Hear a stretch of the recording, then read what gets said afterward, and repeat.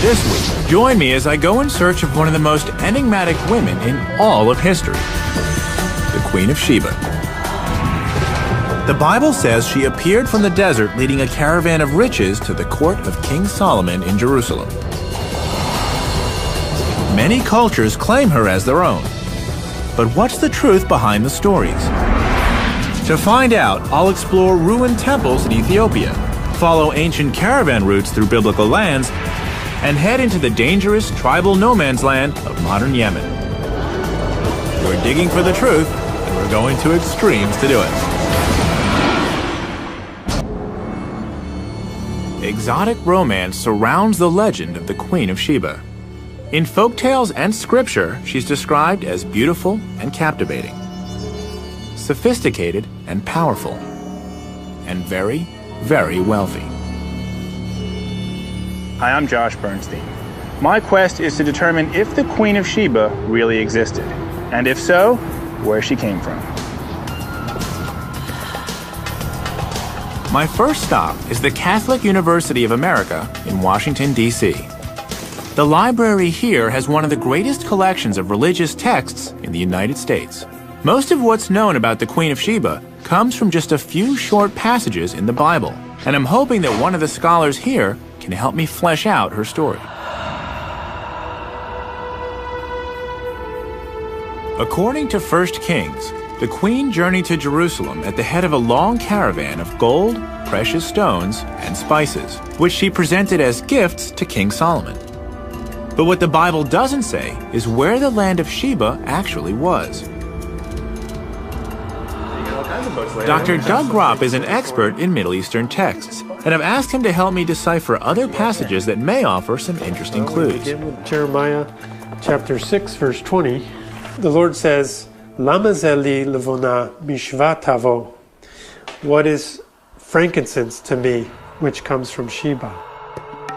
Doug tells me that the spice the queen brought to King Solomon was frankincense, an aromatic resin that was one of the most prized goods of the ancient world, more precious than even silver or gold. What makes this clue so useful is that frankincense comes from a very limited geographic area. This means I should be able to trace the trade routes back to the Queen's homeland fairly easily, or so I hope. In the ancient world, it came from South Arabian area and on the other side of the Red Sea and the Horn of Africa. And that's it?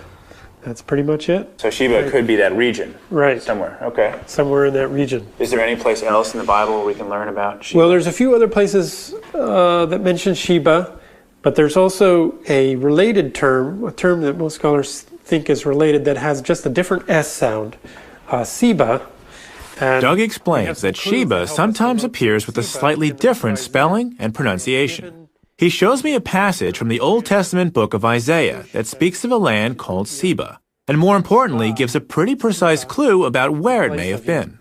Okay, so Sheba is a region either south of Sudan or in that area, the Horn of Africa area, right? Which again is the Ethiopia area, right? And we have one more. Another passage from Isaiah describes the people I'm looking for, and even gives them a name. And the Sabaeans, who are described as Anshe Midah, men of stature, tall men, tall people. Ethiopians are pretty tall. Yeah, they are. I have a picture here of Solomon and Sheba's meeting. Doug tells me that the Ethiopian story of the Queen of Sheba is one of the most elaborate, and that it plays an important role in the country's history. So Ethiopia definitely has a very historical and even tangible connection with the Queen of Sheba. Yeah, it's absolutely central to their whole national consciousness. So the Queen of Sheba may have been from Ethiopia, or she may have been from South Arabia. But based on what I just heard, it sounds like Ethiopia has a slight advantage. So it looks like I'm going to Africa. I hop an Ethiopian Airlines flight across the Atlantic to the Horn of Africa.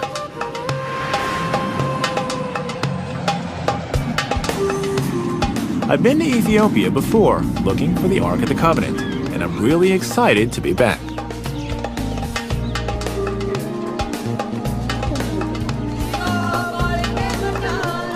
I start my search for evidence of the queen in the northern highlands of the country, in a sleepy village with a very promising local nickname. This is the town of Lalibela. It's also called the New Jerusalem, and it's considered by many to be the holiest place in Ethiopia. But is there a connection between this Jerusalem and the Jerusalem visited by the Queen of Sheba? Let's go find out. At first glance, the town doesn't bear much resemblance to Solomon's capital. But there's an elaborate complex of churches here that give the place its holy status and famous nickname. To help me learn the lay of the land, I'm meeting up with Asnake Hubete of Addis Ababa University. Okay, so I've heard that this place is called the New Jerusalem. Yes, you see, in Ethiopian tradition, it is said to have been that King Lalibela, in order to minimize the journey of Ethiopians to Jerusalem, he was said to have Asnake explains that Lalibela is a pilgrimage site modeled on Holy Jerusalem, the same city where King Solomon first impressed the Queen of Sheba with his wisdom. Could this place be part of that legacy? As we come upon the first of the churches, it becomes clear just how inspired Lalibela was. The site is made up of 11 churches, all carved seamlessly from the mountain bedrock, complete with windows and doors. Over the centuries, hundreds of thousands of souls have come to pray here. Even now, it's a thriving center of faith. Everywhere we go, we pass monks and nuns who are immersed in prayer, oblivious to our presence. As we pass through one of the dozens of tunnels and passageways on our way to the most sacred of the churches, Asnake fills in the details of the Ethiopian version of the Queen of Sheba legend. Ethiopians believed that from northern Ethiopia, Queen of Sheba, she went to Jerusalem to visit King Solomon. The story that Asnake tells me begins the same way as the biblical tale I heard in Washington. The queen, at the head of a caravan of jewels and incense, journeys to Jerusalem to pay her respects to Solomon. Once in Jerusalem, though, the Ethiopian version takes a very different turn. King Solomon went to sleep with her because of her beauty and her fame, but she refused. According to the legend, the queen resisted Solomon's efforts to seduce her. He promised to leave her be, so long as she agreed not to take anything belonging to him. He then set a trap. Solomon served the queen a lavish feast of spicy, salty food, but offered her no water to drink. Forbidden from asking him for anything, she went to bed with her thirst unquenched. Solomon's trap was set. In the dead of night, the queen awoke, desperately thirsty. She searched the palace for water, but the only pitcher had been placed next to the king's bed.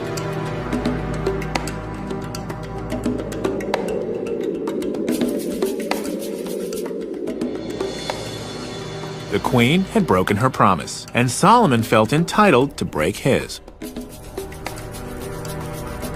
According to the legend, the queen bore Solomon a son as a result of that night.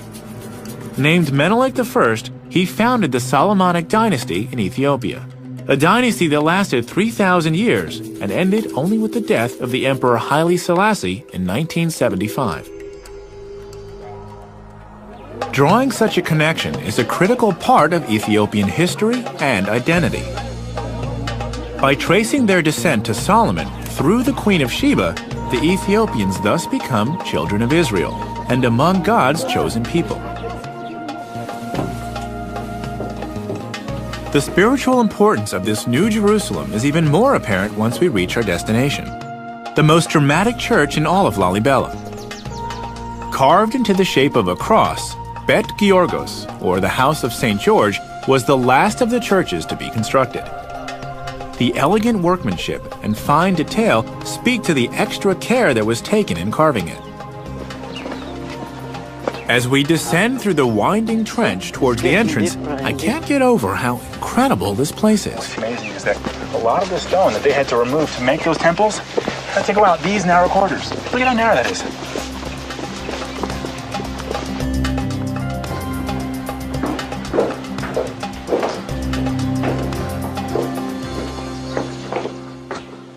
Once we're inside, it's clear that other visitors here have been even more affected by the magic of this place. So there are people who... Some of the monks spend years living like hermits in holes carved in the wall, to be as close as possible to the church and to God. Some of them would never leave the church and pray all the time here throughout their life. The whole lifetime. Yes. Living and And, praying. Wow. and some of them never leave this holy place. So people really did everything they could to be close to this place. Yes, yes. And this is one example. For instance, these are skeletons of people who were believed to have come from Jerusalem, Jewish people. Asnaki shows me the skeletons of pilgrims that the local folklore says came all the way from Jerusalem to pray here at Lalibela. Wow. It's a little bit creepy, huh? Yeah. Their piety was so great that they were left here in death to continue their devotion. Yes, They came here to pray, yeah. and then they spent their whole lives here. After they came here, they decided to remain here throughout their life. And they died. It's clear that Jerusalem and the Queen have a profound spiritual influence here.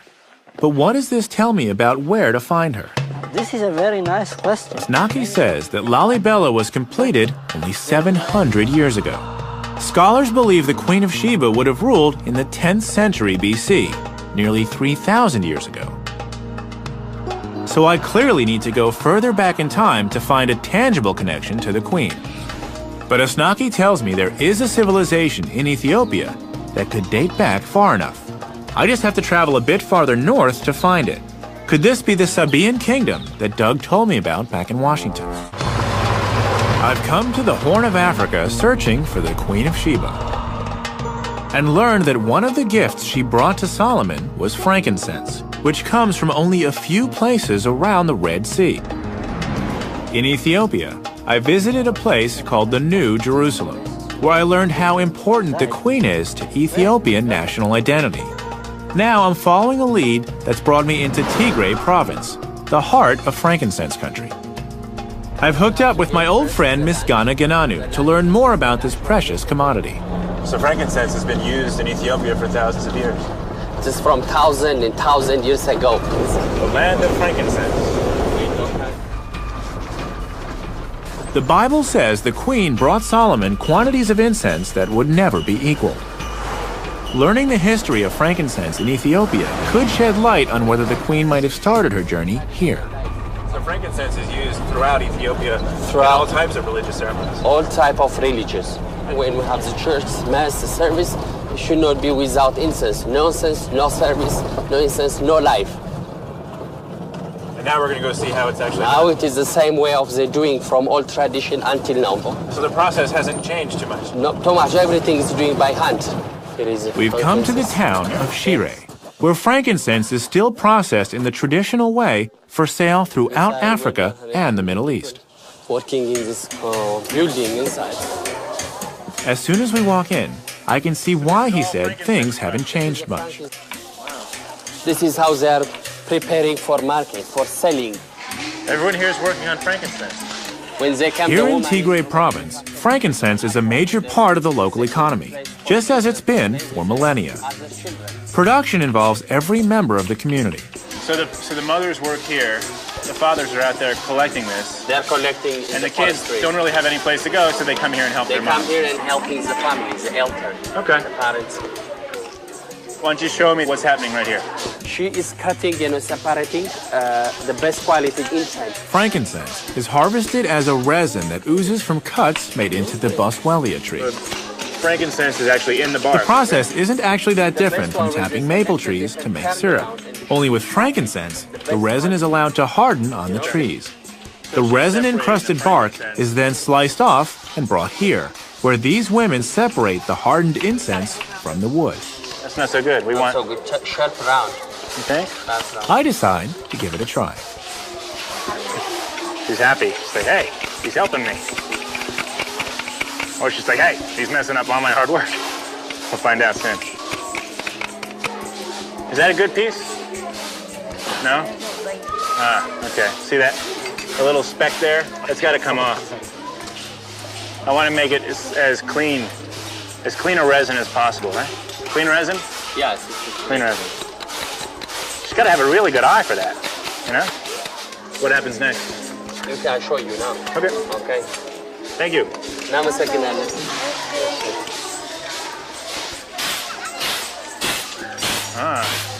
So this is the second phase. This is the second phase because chop it. After now she's separating, you know? Yeah, but she's basically winnowing these pieces of bark, small bits of bark. Yeah. At each stage of processing, the incense is refined until it's ready for market. The highest grades are exported throughout Africa, the Middle East, and beyond, continuing a trade that began thousands of years ago. So this is the product of all their hard work. Yep. Wow. The next quality. So if the Queen of Sheba went to Solomon with this, that was an offering. Of course, there is nothing a gift more than this. You see? This is worthy of a It king. is a wonderful present. It is the more than gold. Wow.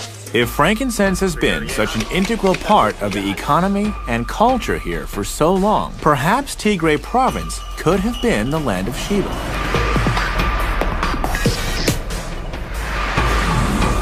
We head on to the tiny village of Yeha, just a couple of hours away, to check out a temple. I've been told it dates back to the beginnings of civilization in Ethiopia.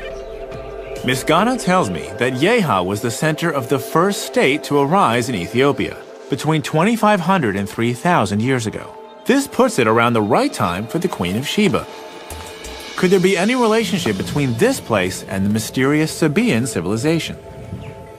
The temple is now little more than a shell, but with its high, well-built walls, it must have been quite a sight in its day. Perhaps even suitable for a legendary queen. The complex has since been converted into a Christian church, but the shrine's pagan past is apparent everywhere. Elements from the original temple, like these antelope heads built into the church wall, are still revered. Inside, the monks show me their most prized artifacts, inscriptions removed from the temple. Unfortunately, no one here can read them. In fact, the language they're written in doesn't even come from Ethiopia. What the monks can tell me, though, is that the language they're written in is Sabaean, and that it comes from South Arabia. This is exciting information. Doug Gropp told me that the queen might have come from either the Horn of Africa or South Arabia. The evidence here at Yeha indicates that her people may have immigrated to Ethiopia from Arabia, which means I'm hot on the trail.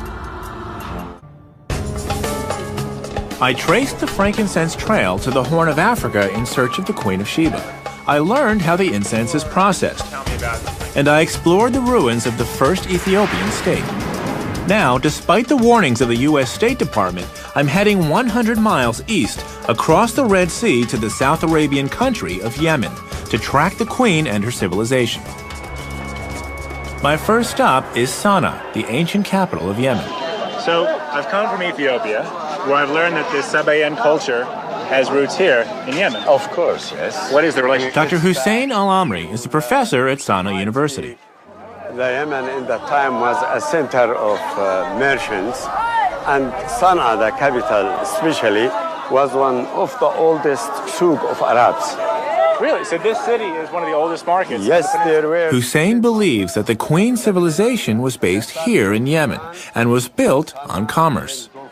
He explains that the Yeha temple I saw in Ethiopia was actually a Sabaean colony, established when they extended their trade networks into the Horn of Africa. So people have been meeting here for thousands of years? Of course, yes. Buying, selling, watching, spending their time. Beautiful city. So tell me about The Sabaean civilization lay at the crossroads of trade and antiquity, controlling the movement of goods between east and west. This is the spice section. Spices from India, gold and ivory from Africa, silks from China, and of course frankincense all passed through the kingdom of Saba before heading north on the caravan routes to the markets of Egypt, Mesopotamia, and the Mediterranean. You seem to sell everything. Special price today, just for you, my friend. But Sana'a wasn't the Sabaean capital. If I'm to find the queen, I need to head to a city called Marib, just 100 miles east over the mountains. But it might as well be a world away. It's in a very conservative, tribal area of the country that's known for its animosity towards outsiders. I'm told in no uncertain terms I should postpone my visit. In order to even make the trip, I need to find the right escort. Hussein sends me to the former governor of Marib and the present governor of Sana'a, Abdul Wahed al-Bukhiti. Abdul Wahed tells me that the Bedouin who live in Marib highly value their traditional customs. He suggests that before we head out, I should pick up a jambiya, one of the large daggers that I've seen nearly all the men wearing here in Sana'a. If participating in the local traditions is the best way to gain acceptance and keep me safe, I'm all for it. Touch this one? It's okay? Yeah, you can. Now, which is more important, the blade or the handle? The handle. The handle. Yeah. You can recognize anyone in the street through his gambia. So, you know he is from this area, he is from that area, this one from this tribe, this one that tribe, by his gambia. Jambiyas have been an important status symbol in Yemen going back to Sabaean times, and they communicate a lot about their owners. History and personality count. The older the jambiya handle, the more prized it is. Abdul Wahed tells me that one sheikh recently paid $1 million for an especially prized jambiya. what do you think? It's pretty nice, huh? Jamil. In Yeah. Arabic, Jamil means nice. Nice. Good? Very good. Like this or like? Very good. Okay, I guess that's it's okay. just straight up, yeah? Yeah. You are Sabaean. Shukran? All right, this Now is that fun. I've got my jambiya, Abdul Wahed gives me a lesson in another time-honored Yemeni tradition. Cut. We chew it like this. Yeah. You can use it. Yeah, huh? Exactly. Oh, How you taste it? yeah, it's got a weird taste. Yeah. Kind of tangy, bitter. It's not. Very It's not dry. sweet. Very dry. What happens when you chew a lot of it? Like these guys are Make you comfortable.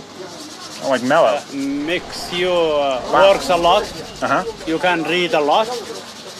And you can't sleep. Can't sleep. Yeah. Ah, Keep so you up. interesting. Yeah. And this is a tradition where Kat is a natural stimulant, chewed by over 80% of the population each afternoon. It feels like about 6 shots of espresso. okay, You can that eat it. No, I'm good. I'm It's good. yours. What? Okay. He More. swear. Yeah. What? He swear and get for you to eat it. It's not enough just to taste it. I have to have more. I've got to sign on for the full experience. He swear and get for you to eat it all. Oh my God. So you can do it like this. Really? Uh-huh. So I wouldn't want to offend him. No, Okay. Nothing will happen. It's Okay. fine. It's fine. I wish I could tell you what this tastes like, but it's like nothing else I've ever had. Okay. It's really bitter. نتفرج البياس. Like maybe if you ate a whole bunch of dandelion greens, but wow, Oh. bitter. Okay, How is it? shukran. I'm gonna wait until I get some sort of effect, and I'll just float away. Okay, now we can pay him. Now that I've had my crash course in Yemeni culture, I'm ready to head into the tribal desert. So I'll settle up with this man here. Okay. I don't know if it's my excitement or the lingering effects of the kat, but the next morning, as the call to prayer signals dawn, I can't wait to hit the road. Good morning. It's a beautiful day. I've got my jambiya, and now I've got to meet Abdul Wahed. We're going to Marib. Shukran. Yalla.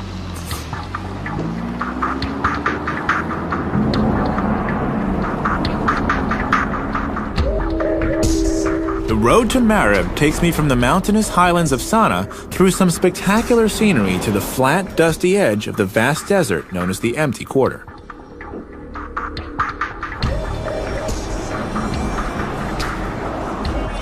I'm going to meet Abdul Wahed along the route.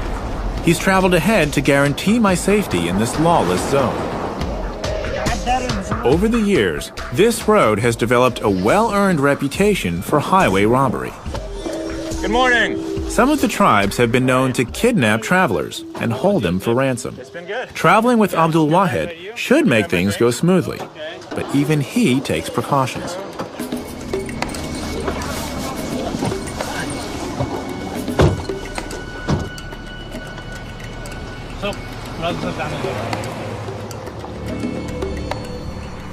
I gotta admit, this is my first time traveling in a car with 3 armed guards carrying machine guns. It's a little unsettling. You always travel with guards? Huh? You always travel with guards? With armed guards? Yeah. When you come to Marib, you need to have guards. Things have gotten better in recent years, but the 14 checkpoints we passed through along the way speak to the still volatile conditions.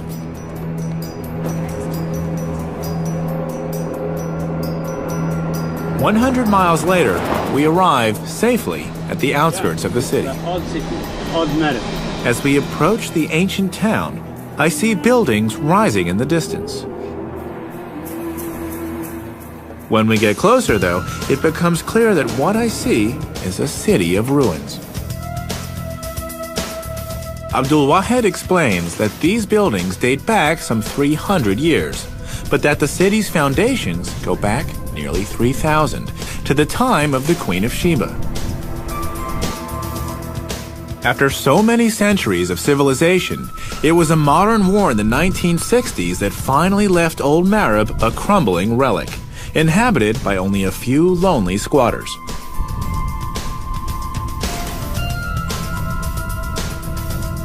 As we move on, I can only hope that the rest of Marib's ancient past hasn't met a similar fate, and that something of the Queen can still be found.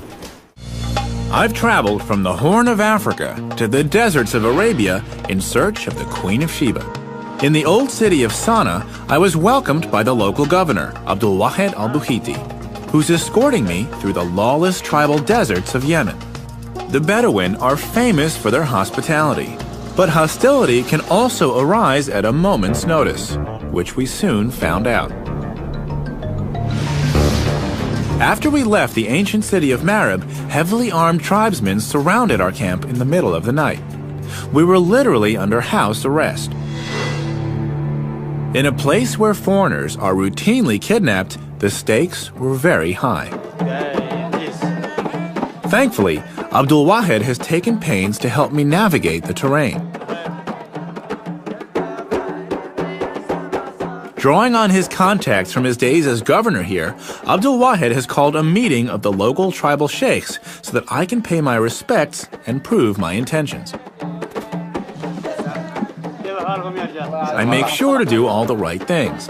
I'm dressed appropriately with my new jambia and a traditional tribal skirt called a futa, and I pay close attention to all the local customs. I noticed custom says we eat with our right hand only, yeah? Mm-hmm. Okay. Yeah. And then the rice, you just kind of grab the rice? Okay. Abdul Wahed explains my quest to the sheikhs, and the famous Bedouin hospitality quickly takes the place of the hostility, at least for now. Cool. War. So this type of gathering hasn't changed much over the thousands of years, right? Not a lot. No. This water in the bottles. Yeah. Chunks. Okay. It's new. And some of the foods, maybe. The rice is new. Cell phones. Cell phones. Cell phones are new. Yeah, it's new. Okay. After dinner, we sit around the fire to share stories about the Queen of Sheba that have been handed down through generations here in Marib. It's okay. Very nice, he said. Yemeni. Yemeni, yes. Yemeni. My new jambia goes over well. In Ethiopia, the legends I heard about the Queen of Sheba were very detailed and played a big part in defining Ethiopian national identity. Now that I'm here in Yemen, I want to hear the Yemenis tell her story and find out about the place she occupies in their history and culture. They believe she came from the far desert, and she is for sure from Marib. They feel honor because Queen of Sheba from their land, from their hometown. I hear tales of a beautiful young woman named Bilqis, who appeared from the dunes to assume the throne of the kingdom of Saba. To the sheikhs, there's no doubt that this kingdom here in Marib and the biblical land of Sheba are one and the same. Yeah. in the holy books. Yes, and in the Quran. The Quran also tells vivid stories about the kingdom that Bilqis ruled, and what's more, where to find its remains. It was a heaven. Sheba have 2 heavens. The sheikhs explain that the land of Saba is described in the Quran as land of the 2 paradises. The name comes from 2 oases created by a massive dam the Sabaeans built here in Marib, a dam whose ruins, they tell me, can still be seen nearby. It sounds like I need to go to see this dam and to explore Marib further. Do I have the permission of the sheikhs to do so? هل يستطيع أن يعتبر أنه لديه تصريح من المشايخ يتحرك بمارب حيثما يشاء؟ هذه تعتبر سير مع الجنبية يمنية. This Gambia, it's like a permission for you to go anywhere. Okay. And so if I have their permission, that's all I need. Shukran. And thank you for this. This was شكرا على العشاء، شكرا على هذا الوقت، شكرا على المقابلة، شكرا.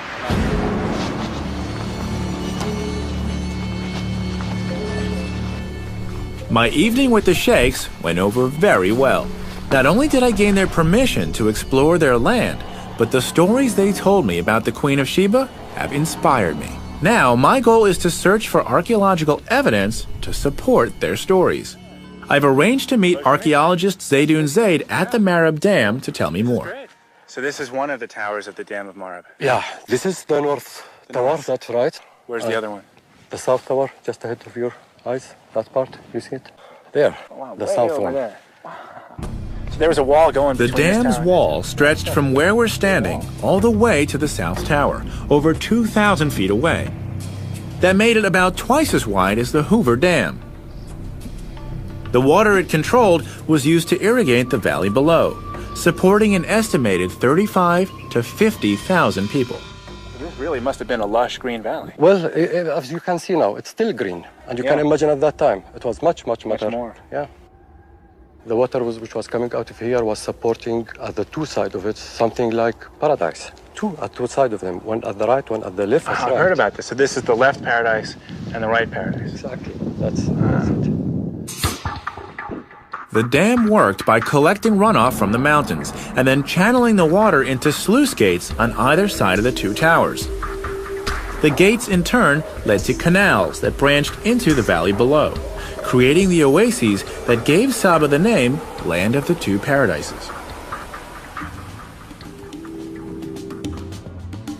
As Zaydoun and I make our way to the South Tower, I ask him what led to the collapse of this incredible structure and the civilization that built it. There's 2 theories about it. One which will say that the dam was destroyed by a strong earthquake. Zaydoun says that an earthquake may have toppled the dam, or an unusually heavy rainy season could have damaged it beyond repair. Of course, to the other factor. In either case, the march of history also played a part. From land to sea. A shift in trade routes away from their territory had already dramatically weakened the kingdom, and they were unable to recover from the loss of the dam. What I've seen so far supports what I've heard about a flourishing civilization. But what about the queen? It's thought she would have reigned in the 10th century BC. So here we are, Josh. Wow. What I was talking about. Does the archaeological evidence here date back far enough? Well, the construction of the dam went through different phases, and what we are looking, in fact, at the latest of it. Well, inscriptions on the tower are written in the same Sabaean script I first saw in Ethiopia. Though they date this phase of the dam to the 7th century BC, after the time of the queen, Zaydoun tells me that this is only the latest construction. Its origins go back far earlier. The Sabaeans continually updated and improved their dam over centuries. The Sabaean civilization managed to block this canyon in 1500 BC. So they finished building the dam at that point. But the history of damming using water goes back up to 3200 BC. If this is true, the Sabaean civilization in Marib would have existed at the time the queen made her journey to Jerusalem. In fact, it would have been thriving. All that remains is to find her, and Zaydoun has an answer for that, too. So it would make sense that somewhere in this region is a palace, and perhaps a queen. A queen with a temple. Is that true? Is there someplace around here where that exists? Yeah, exactly. The temple of the Queen of Sheba. Right here. Right here. My search for the Queen of Sheba has taken me across the world and thousands of years back in time. In a religious archive, I heard the stories of her journey to Jerusalem to visit King Solomon. In Ethiopia, I learned that frankincense could have provided her with the wealth she was famous for. Here in Yemen, I discovered that she and her civilization appear in the Quran and in the oral traditions of the local people. I've now come to the possible seat of her civilization, a sand-swept temple that bears her name, Mahram Bilqis, the sanctuary of the Queen of Sheba. To learn what it reveals of the Queen, I'm meeting up with another extraordinary woman. Marilyn Phillips Hodgson of the American Foundation for the Study of Man has been excavating here for nearly a decade. It's a pleasure to be here. Before we explore the temple, Marilyn and I must pay our respects to the sheikh who watches over the site. Sheikh Marzouk and his sons keep a close eye on the Mahram Bilqis, the centerpiece of their heritage, and they want to be sure of my intentions. I'm grateful that the sheikh is welcoming me because he's packing a lot of heat. My explorations here in Marib have attracted some attention, and while I have the blessing of the tribes to be here, I still have to tread carefully. After some friendly diplomacy, we're given the go-ahead to explore the temple grounds. So this wall, this was the first thing discovered here? Well, sure, because everything else was covered by sand. Marilyn tells me that the entire complex encompasses 37 acres, making it the largest ancient temple in the entire Arabian Peninsula. But only a small percentage of it has actually been excavated. Working here is a never-ending battle against the blowing sands, which rebury much of the site between digging seasons. I ask Marilyn how she came to work in such a forbidding place. I came here because I wanted to fulfill my brother's unfinished dreams, but now it's my passion. The Mahram Bilqis was first excavated by Marilyn's brother, Wendell Phillips, in the early 1950s. When he began, the site was almost entirely covered in sand. And though his dig lasted only one season, he uncovered a wealth of artifacts. So your brother brings his archaeological team here. They start excavating. What happened?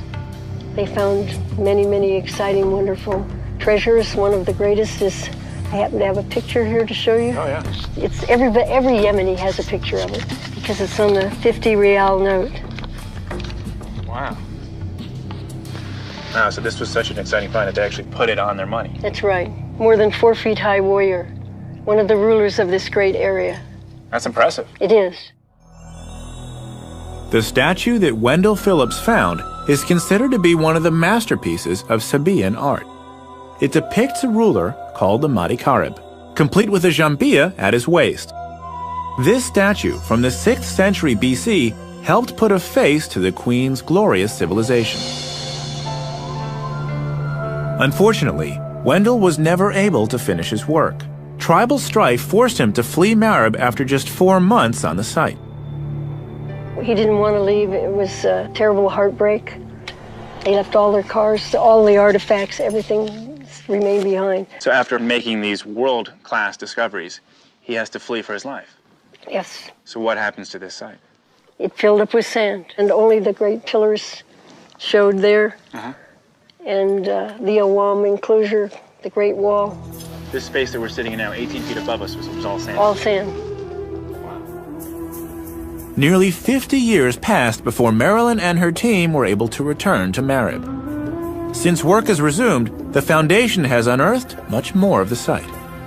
This is like the Library of Congress, then? Yes. We're joined by the Assistant Site Director, Yemeni archaeologist Abdu Ghalib, who shows me some of their recent discoveries. So anything that had to do with daily life or was important to them, they put on these stones. They built it here. The Mahram Bilqis is literally covered in inscriptions from top to bottom. The elegant South Arabian script that I've seen throughout my journey adorns nearly every surface of the temple. This inscription talking about social, economic, and about the tribes, the names, and what they believe, Abdu tells me that all aspects of daily life were recorded here, from ritual dedications to social and economic histories. And the the Foundation's team has only scratched the surface. So Below this? Below this. Yeah. Below this goes back to the 8th century BC, but it's covered now by sand again. So if you were to dig down... If you dig down, you will go down 15 meters. Like the Great Dam of Marib, the Mahram Bilqis was improved and expanded over successive generations. To date, they have yet to find any inscriptions referring to the Queen of Sheba. But the deeper they dig, the further back in time they go, and thus closer to the time of the Queen. I ask Abdu and Marilyn if what they've found can shed any light on the legends I've heard throughout my journey. This is the main gate of the temple. They take me to a newly discovered area of the temple, where they show me a grand staircase decorated with antelope heads. I've seen these before in Ethiopia, and both cultures claim to have this belief that the Queen of Sheba is from their homeland. Yeah, because the Queen of Sheba is the Queen of Saba. You know, she's a Sabaean queen, and the people who lived in Ethiopia and established the kingdom of Ethiopia are Sabaean people. Wow. So this helps explain the Ethiopians' beliefs that they're descended from the Queen of Sheba. In a way, they are, or at least from her civilization. Why you see the similar decoration and language, and writing. So that this was the center. I mean, actually, we're standing at the center of the Sabaean civilization. Yes. And if the Queen of Sheba, which sounds like it, if the Queen of Sheba lived here, then her influence would have spread throughout her domain, and that, you said, went into Ethiopia. Exactly. And that's why they believe that she was their queen as well. Yeah, that's right. It is, you know. Marilyn and Abdu have one last thing they want me to see. At the top of the staircase, they bring me to a wall covered in sand and invite me to help them dig.